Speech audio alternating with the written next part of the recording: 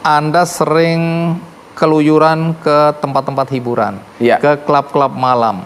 Bagaimana mungkin kalau Anda kiai, Anda punya pesantren, kemudian Anda justru lebih sering berada di klub-klub malam, di tempat-tempat yang tidak layak lah? Sebenarnya bukan klub malam sih. Apa? Puskesmas. Apa itu? Pusat kesenangan mas-mas. Di makamnya Sunan Derajat di Lamongan, itu beliau berpesan, weneono ageman marang wong wuto, weneono ageman marang wong wudo, wenono ageman marang wong wudo, wenono tongkat marang wong wuto. Berikanlah pakaian kepada mereka yang telanjang, berikanlah tongkat kepada mereka yang buta. Saya sering ditanya, apakah tujuan Gus Miftah untuk memberikan hidayah bagi mereka? Sama sekali tidak, karena jadi hidayah itu urusan Tuhan. Oke.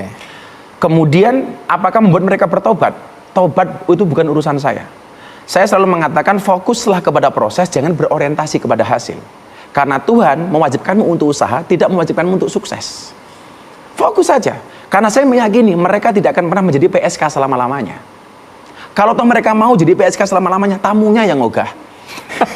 Udah tempat maksiat kok untuk ngaji? Saya jawab, lebih baik tempat maksiat untuk ngaji daripada tempat ngaji untuk maksiat. Saya katakan sama mereka, orang baik dan orang buruk bedanya cuma tipis. Apa itu? Sebaik-baiknya orang pernah berbuat buruk dan seburuk-buruknya orang pasti pernah berbuat baik. Akhirnya saya tawarkan, itu mereka mau, Mas. Dan orang yang datang ke klub malam itu orang susah apa orang senang? Menurut Mas Andi? Orang senang dong. Orang susah, Mas. Kenapa? Orang susah yang mencari senang. Oh, mencari kesenangan. Maka namanya dunia hiburan. Oh, oke. Lah, karena kan mereka mbak-mbak yang ada di sana juga pekerjaannya hanya mewarnai sih, gitu kan. Mewarnai kehidupan rumah tangga orang lain. Gitu kan.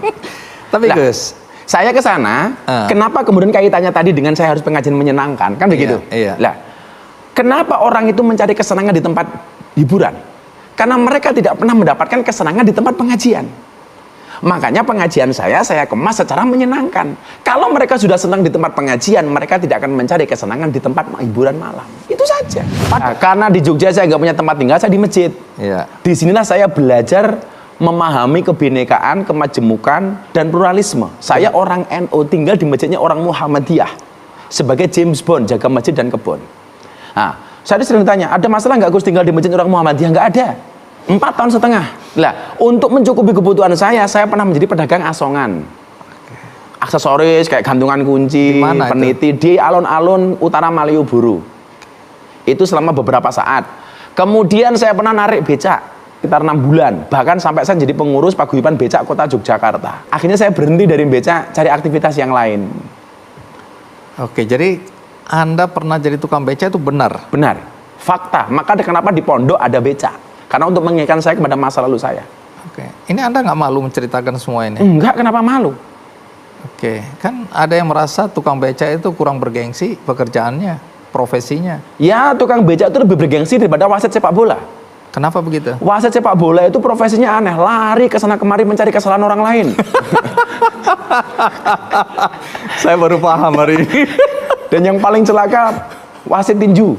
Kenapa? Ada orang berpelukan dipisah, ada orang pukul-pukulan dibiarin, kan kurang ngajar banget gitu. Ya, semakin paham saya.